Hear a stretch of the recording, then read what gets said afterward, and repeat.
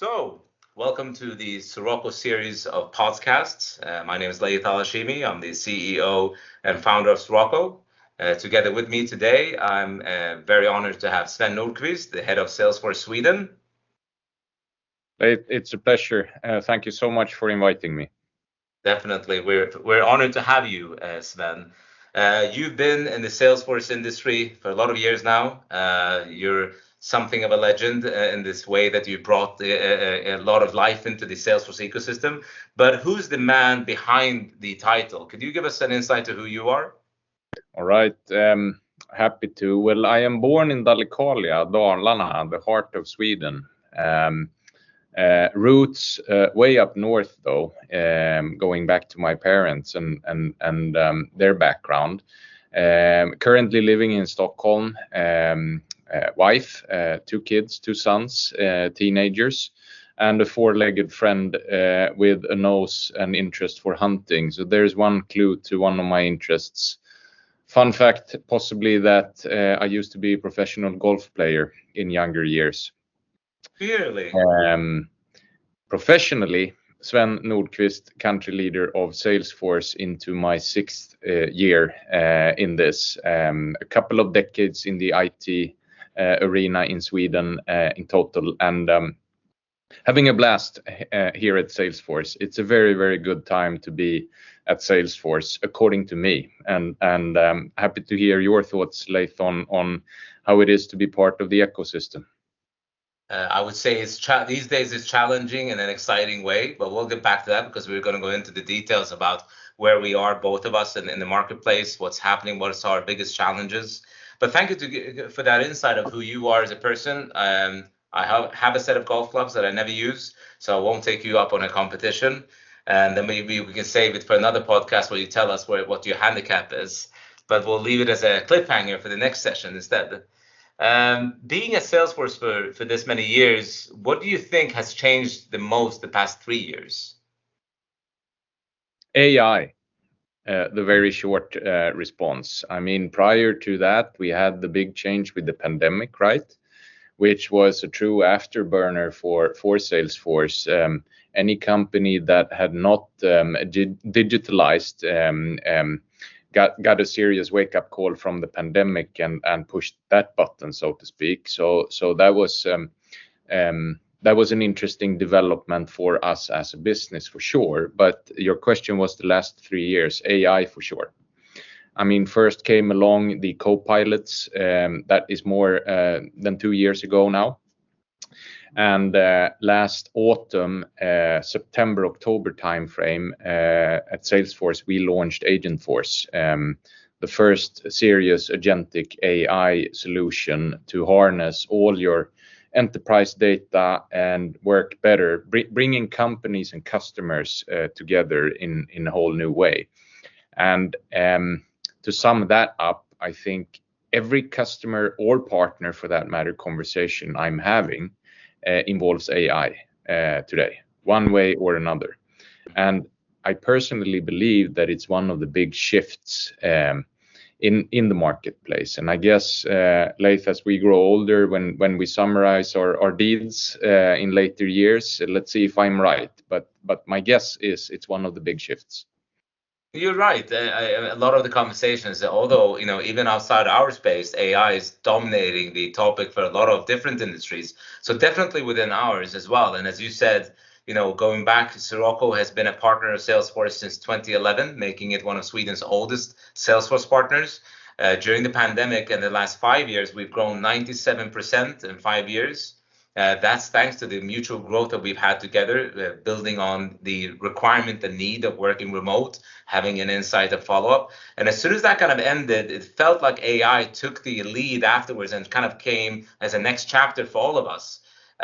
With Copilot in the beginning, and I'm not, of course, talking about Copilot as a brand, but Copilot as a tool. And that kind of accelerated into the next chapter where we got AI. And I've attended Dreamforce. I think my last Dreamforce was my 8th Dreamforce, And every single year, I'm kind of amazed how things are progressing quicker and quicker. So speaking of age, sometimes I kind of feel like it's almost getting out of hand how quickly things are moving. So where do you think, like from an AI perspective, where do you think we will be in a year or two, like in the short term versus where we are today? Great question, and thank you for that. I'll put it like this. When I was speaking AI to customers a year and a half ago, there was still a certain notion or degree of carefulness in there, skepticism, if you want to add that. Today and for the last 5-6 months, let's call it calendar year 2025, it has progressed into leaning into AI. Many boards out there, not to say all boards in any company, are asking their C-levels, what are we doing with AI? All companies, I would argue, of some size and some importance in their respective industry are doing something with AI. Where are we in a year from now? I think, this is my belief, I think that more than half of Swedish companies will be in production with AI in some shape and form, where it creates value for them. The first use cases might not be the rocket science ones or the high risk ones, right? Or radically change business processes or business models. But tapping into proving the value of AI and agentic AI, I am fairly certain we will see a high degree of companies in Sweden live. Well, in your recent article in Dagens Industri, you pointed out that AI adoption is growing fastest among small and medium-sized companies. Why do you think SMEs are leading the way, and what unique challenges or opportunities do they face compared to large enterprises? Great question again. So out of the more than 1 million companies in Sweden that employ 250 people or less, there's a big surge on AI, but the reports and dashboards and media articles does not always capture these smaller companies, but they are a big part of the Swedish economy. And they are fast, they are nimble, they are very close to the tracks in terms of listening in to what's next and what's coming. They are innovating. They are iterating, they are tweaking and tuning their business and applying AI in many different fashions. My worry, which I also alluded to in the article you mentioned, is that we are a bit short on capacity in terms of the knowledge base applicable in Sweden. AI is something that needs knowledge and insight and thereby education. So I took a swing at making a statement in the marketplace for this, and I think our mid-sized and smaller companies in Sweden maybe deserve a bit more attention and a bit more praise for the development and innovation they're driving. Or what would you say? I mean, you are out there in the marketplace as much as I am, Laith. What's your opinion on the matter? Well, I think that I agree with you that I think one of the biggest bottlenecks we have today is the skill set that's out there. We need more, let's say, collaboration and creating more AI skills among the companies out there. And although the SMEs are moving quickly, there's a shortage of people that actually can break down what AI means for their specific business. So what do you think, or what's your recommendation for how your partnerships between academia, business, and tech firms, how could that play out in order to support the AI skill development?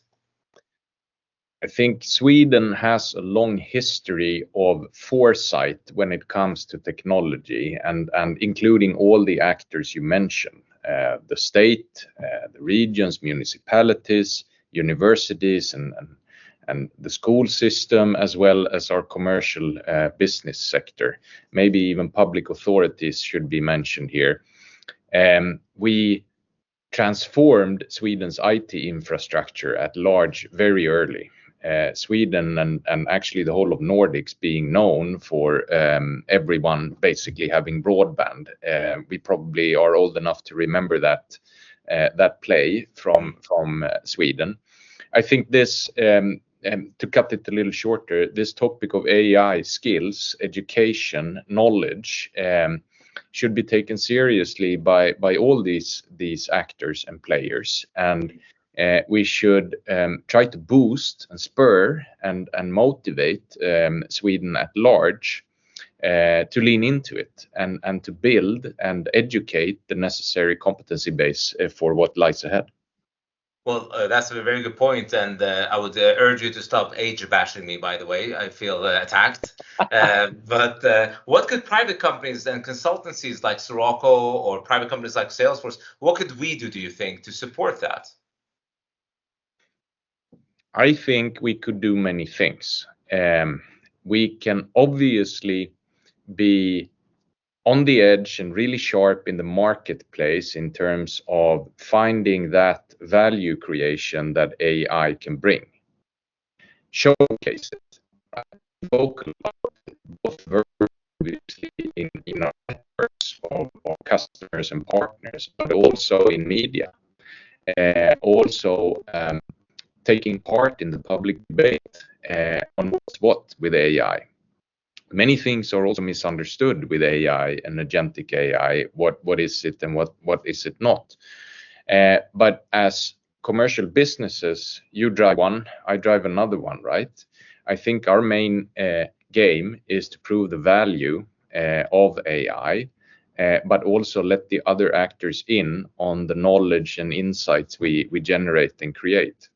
Does that make sense to you as well? It does. And we can be more practical about it on a day-to-day basis. For instance, we have an internship program that we take upon students every single year, where we can, of course, have that as a requirement that you have to take the AI associate in order to understand the context of AI. So basing it almost like a driver's license within IT is just kind of add that ingredient of understanding what AI is and what it could bring to the table. Adding more people into that conversation, I think, is also key, because it contributes in the here and now on a daily basis while we wait for the biggest shifts to happen in the marketplace.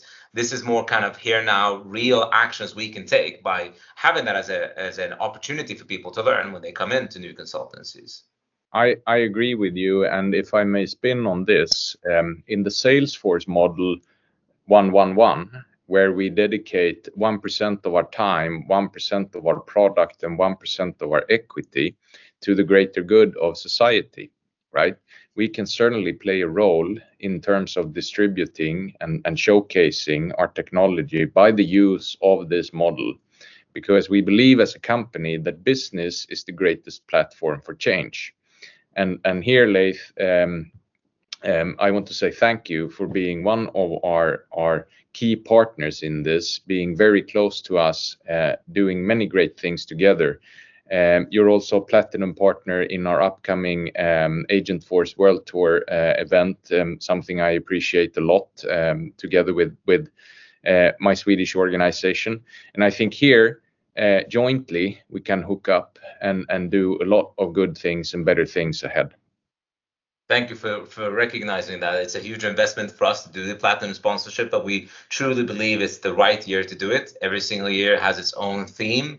And for us, this year's push on AI really was the kind of, I wouldn't call it the eye opener, but it was the indication that this was the time to step up in the investment that we wanted to make, because the AI is happening here now for all of us. So you can either be leading that transformational change, or you can stand by and watch it pass you by. And I think that's also a lot of the people that are worried that, is AI going to take away jobs? But as you pointed out, more jobs will be created than lost in the future. And I think that's where we need to shed some light on this moving forward, that partners like Sirocco, being one of your oldest and biggest partners, but also people that are coming from the software industry like Salesforce, we are there to create these jobs and create these roles that create more value.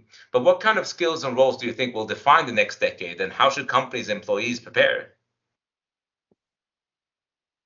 I think first and foremost, companies should have a very serious think on what their business strategy is.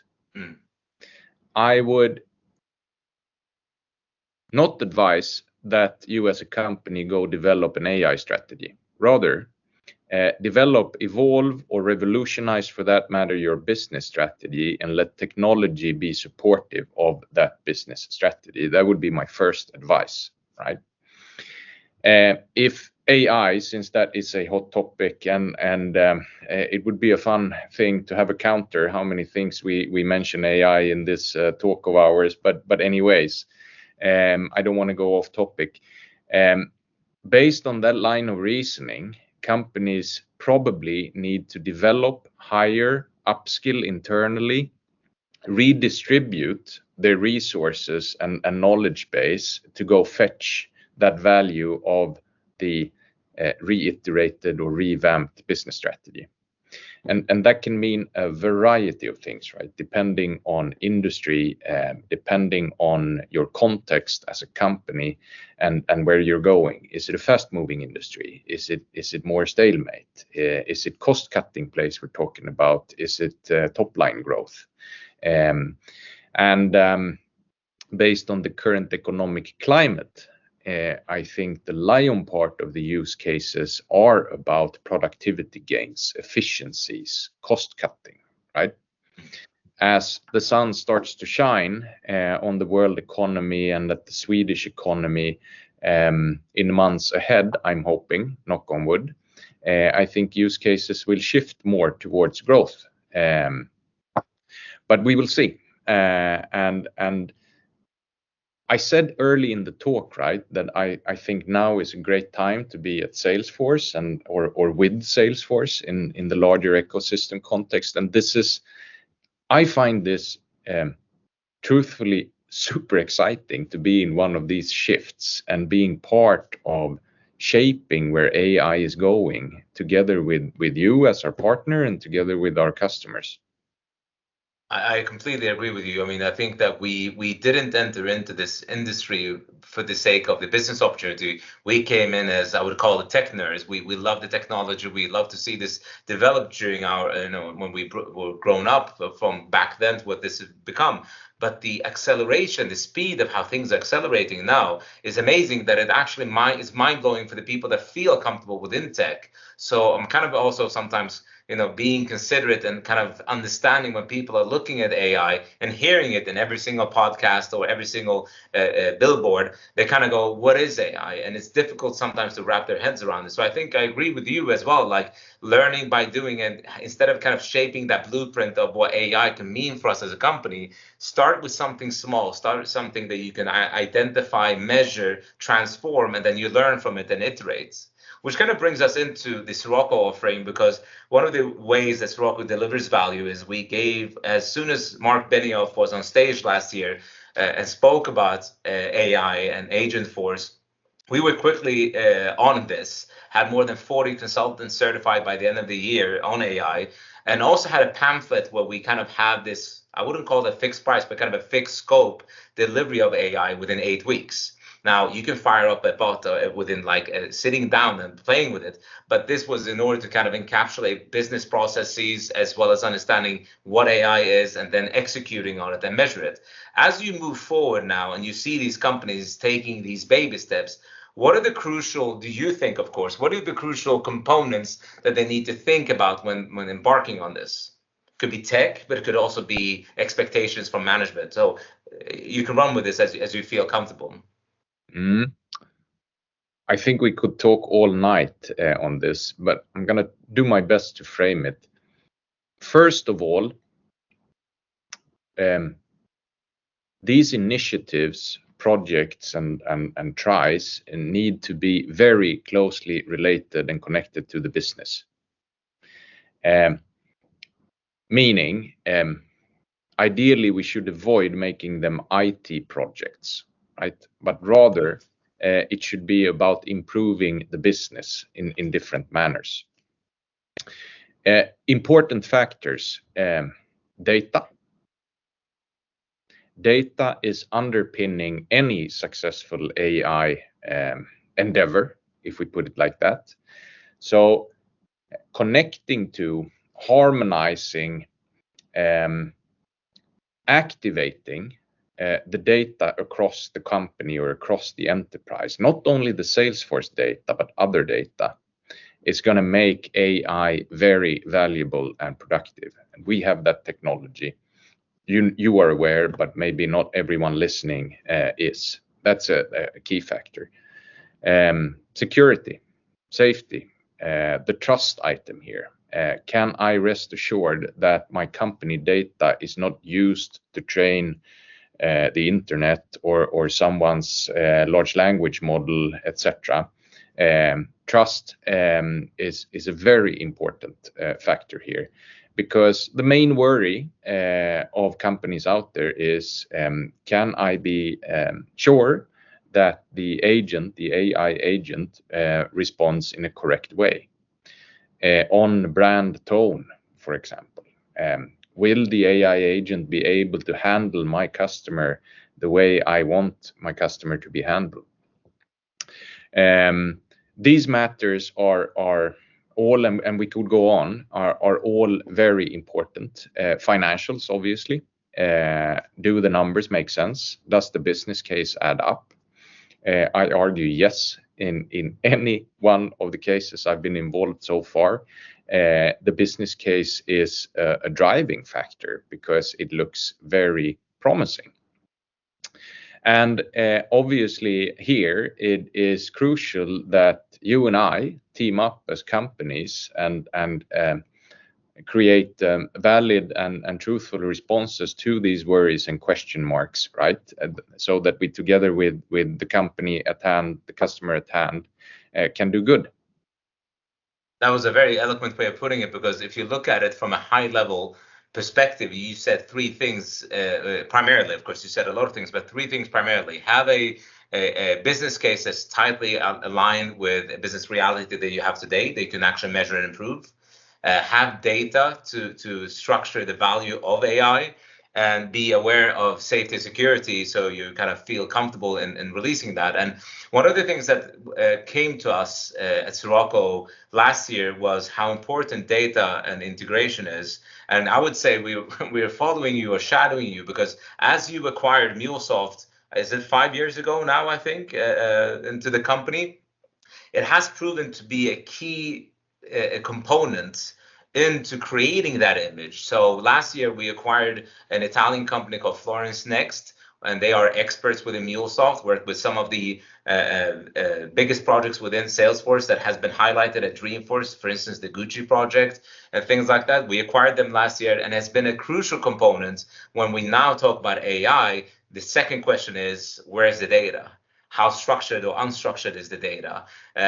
Could we, what could we take out of it? And a lot of time, that's the biggest headache, because when customers start looking in their boxes of data, they see a whole lot of different levels of quality. It could be very structured data coming out from the ERP, but it could be unstructured data coming from sources that are important, but nobody has done the homework to prepare this. So for us, the acquisition of Florence Next and the amazing work our team is doing there in Italy and all over the world is crucial to build this image. Are you noticing that customers are kind of tripping on this topic when it comes to data? Or how data, what do you want to call it, mature are they in order to embark on AI? You're getting me a bit fired up here, because I think this is teeing us up for a very important conversation. Every customer, Laith, is struggling with the data item here. Many customers have invested heavily during many years in data lakes, data platforms, data solutions, and there is data all over the place in the company, but it is trapped sometimes. It is not activated in the customer engagement layer, meaning it is not currently generating value.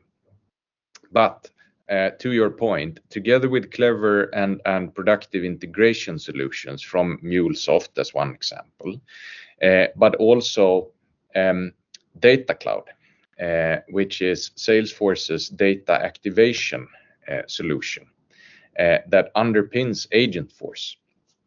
And a fact for us here is that AgentForce is actually not the fastest growing product for Salesforce. It is Data Cloud.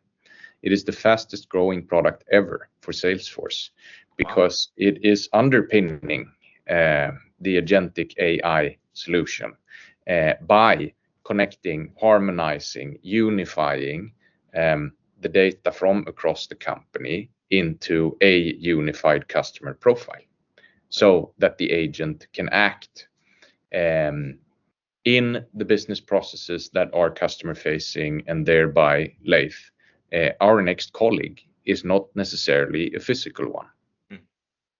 No, you're completely correct, because a lot of these companies have looked into these questions and have been frustrated about their ability to put together a model or a foundation for this next colleague of ours being digital, but the value is there. And I think that's why a lot of the companies, they don't want to be first because they don't have an action plan on how to get there, but they understand they can't be last. So they need to do something today. And that's why these questions are coming up. And we're very grateful for the industry itself that is moving so quickly with not only products like Data Cloud that is growing, as you said, but also the free connectors between the systems. Because in the old days, you would build out these connectors yourself. Today, Salesforce and others are opening up to kind of give the customers the ability to connect these islands, and then from there structure up something that actually can make some value.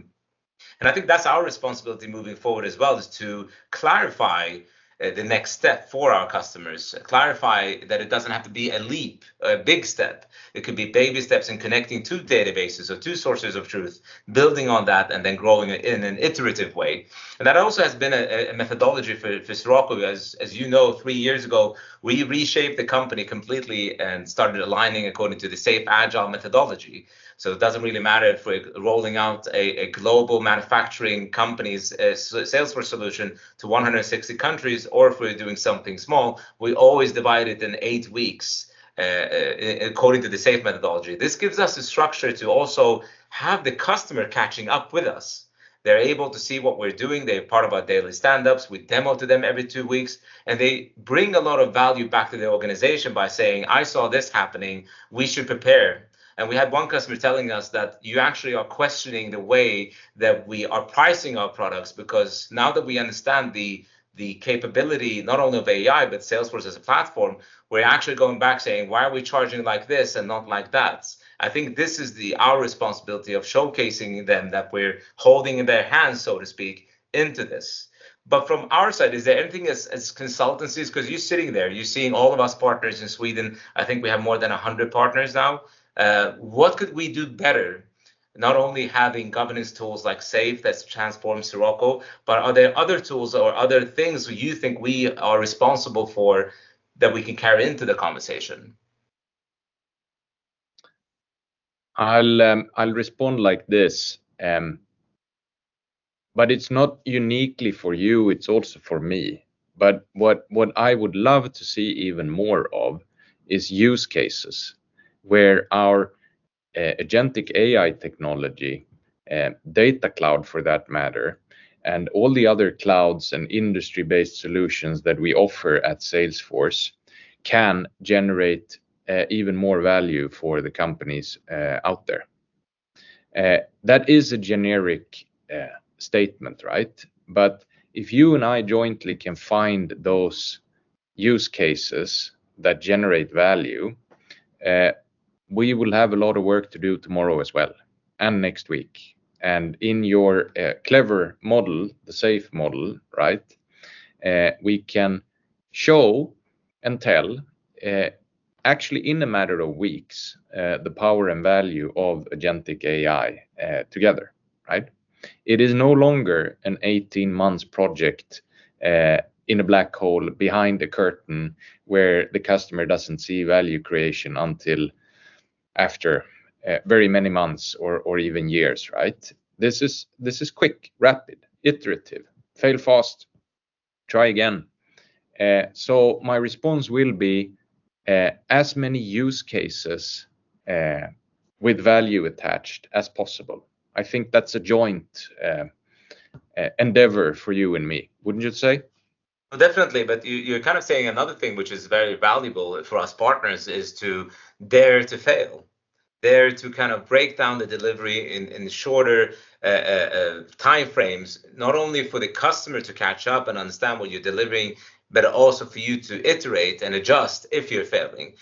So it's kind of a homework both for us as partners, both in the way that we do things, but that is also a challenge. And I think that's one of the things that customers are facing when they want to invest in AI or other projects within the CRM space is, when are we getting delivery that we can measure to our business, and how big of a stake is that? Because if it's in a year's time and the project is $1 million, will we have failed if we aimed it wrong? But if they're saying, no, I usually take the analogy of saying, instead of ordering a 7-course dinner that you haven't tasted yet, at least start with the canopies or the starters.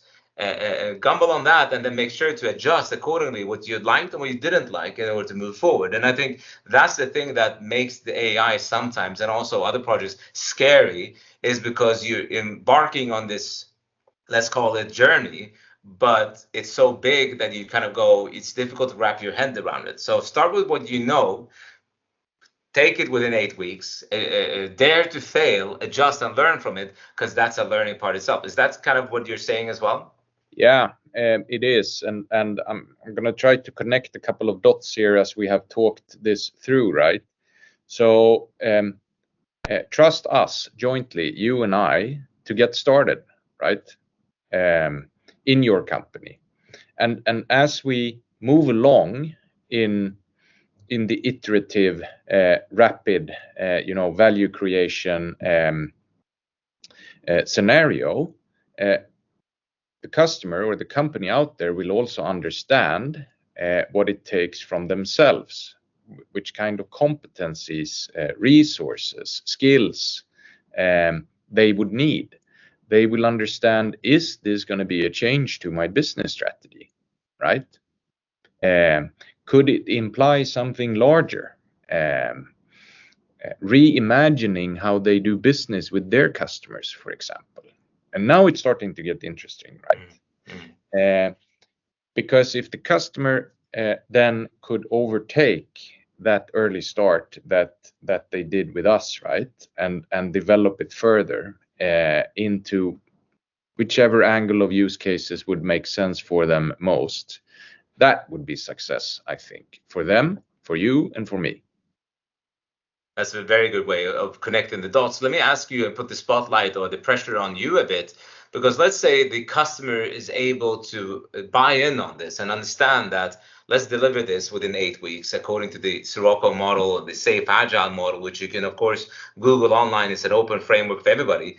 What does the Salesforce AEs need to do differently in order to kind of step up and meet that challenge? If we are talking about 8 weeks, we're talking about the dare to agile, dare to fail.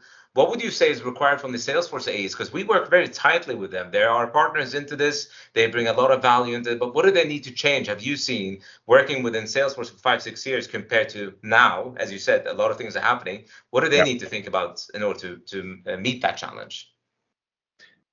Quite a few things, to be honest, because in this big shift that I'm calling it, right, there is a strategic course shift for Salesforce as a company. Obviously, we're betting the company on agentic AI with the data cloud as the data activation layer underneath our clouds and industry solutions, right?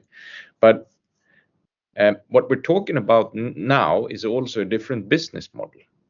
It is consumption-based, not user-based. So in a black and white comparison, Salesforce historically has been a lot about how many users the company or customer out there would need. Today, with agentic AI data, it's consumption-based. How many interactions or how many actions is the agent going to take in the flow of work it will be performing, right? That's very different in terms of a commercial discussion with a customer. So we obviously need to master the trade of a consumption-based business model, provide clarity to you and our customers on how this will project into the future, right? So that the customer can understand what the business case will look like and where the gains and pains, for that matter, are. That's one of it, one aspect of it. And to mention something else, I'll go back to business. This is business related, and we together with you, we need to understand where the customer's business is going, to really get to the bottom of the use cases. Is it valid? Is it nice to have? Is it impactful? Is it not? So I think we need to be even closer to our customers' businesses and understanding their strategies, possibly also guide them in how business and strategy could be reimagined with the help and power of agentic AI. That's very good, because that also means that you're investing by stepping into the customer's business itself. Because if you can't justify the business case of why they would do this from their KPIs, from their kind of key factors to success, then you're not selling. So that kind of forces the AEs to step in and think about more than selling a license. It's more about envisioning it as something that could be an improvement for the business itself, which makes the success a joint venture. It becomes the partner that's implementing, Salesforce that's selling, but also the customers that's investing in this. We're kind of tied into the success. It isn't just a system that we're kind of delivering and then we go, it's up to you. So this is an exciting time to live. And what are you looking forward to? Because now we have AgentForce World Tour coming up in, I would say, 2 weeks, the 28th, and all of us are a bit kind of nervous. We're preparing. We're excited. What are you most excited for coming up to that? I am first going to state that May 27th would be the right day to show up. Oh, there we go. Say thank you. Yeah. Waterfront. Yeah. I'm looking forward to many things with this. The evening prior, we're gathering a lot of CXOs for a dinner and a conversation regarding agentic AI and data and many other things. Those are typically very appreciated. The full day after, Laith, where we will both be entering the building early morning, we're going to be seeing approximately 2,000 people at Waterfront. It's going to be crowded. It's going to be a jam-packed agenda. We're going to see customers on stage. We're going to see partners on stage. And maybe one thing I look extra forward to is the hands-on experience you can get from AI coming to Waterfront. Again, I want to thank you for being our platinum partners for this event. But I think it will dawn on many as they, with their own fingertips, can work with agentic AI and in a short period, guided period of time from either your colleagues or mine, see agentic AI come to life. I think thank you for that, and thank you also for acknowledging the investment that we're making. Again, we're very excited to be there on the right day, the 27th. You could show up the 28th to buy from us, but the 27th is the actual day, of course. Thank you for correcting me for our listeners. During that day also, we will have, I think we break every single year the guests that we're getting, the people we're getting to Waterfront, and I'm kind of wondering at what point do we need to get a bigger venue, because the interest is just getting bigger and bigger. So I would encourage you that when you're listening to this, sign up very soon, because it isn't showing up the day before and signing up on the sign-up page. You could actually lose your spot in order to attend there. And we had that last year's waiting list. So I would encourage you to be out there early and signing up for your access.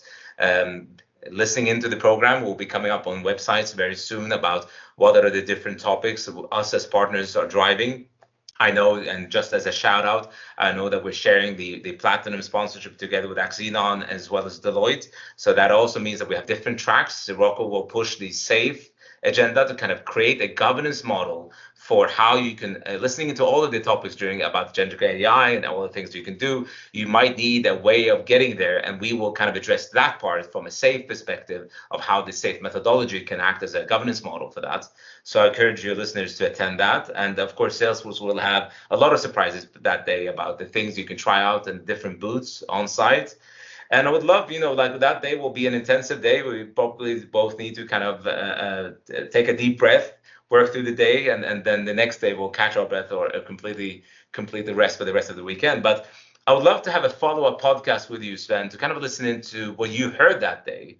What did you see? What was the response we got, both of us, from our colleagues, from our peers, but also from the visitors, when it comes to their questions and their follow-ups and concerns? So kind of a pre-world tour and also post, in order to kind of then see what's on our desk as a homework that we need to follow up on and make more transparent, or break it to a bit more clarity for our customers, because this isn't over after World Tour. We also have Dreamforce coming up a bit later this year compared to earlier years, but this will only then increase in size, and I think the conversation then will probably again be something mind-blowing that we haven't even thought of, that will accelerate this, and I think customers need us to guide them along this. So see this as an open invitation for you to join us again. I thank you so much for today and being a part of this. Are there any last words you want to contribute with ahead of World Tour, but also Dreamforce? I love the idea. Let's do that. Let's get together again. Because here's my thinking, right? When we did this a year ago, there was no AgentForce, right? Okay, Salesforce, we have been committed to and invested in AI, analytics, advanced analytics and AI for many years with our Einstein capabilities in the platform, right? But a year ago, AgentForce did not exist. So I take you up on your idea. I would love to come back, because customer testimonials are always the best. And for the ones of you that hopefully join us on May 27th, we will have customers on stage that are live with AgentForce. And we will be telling more stories from many industries, from many angles. And typically the feedback from these events are sky high. So we're looking forward to filling the house again and having a very good and insightful day of learning, networking, partnering, and also some fun on May 27th on Waterfront. So a warm welcome from you and from me jointly, I would say. And also, Laith, a million thanks for bringing me online here for this podcast. I enjoyed it very much. Thank you so much. Thank you, Sven. That was a very eloquent way of finishing that off, and a warm welcome for everybody to join. As you heard from Sven, let's make sure to make it an awesome day. Thank you so much, Sven.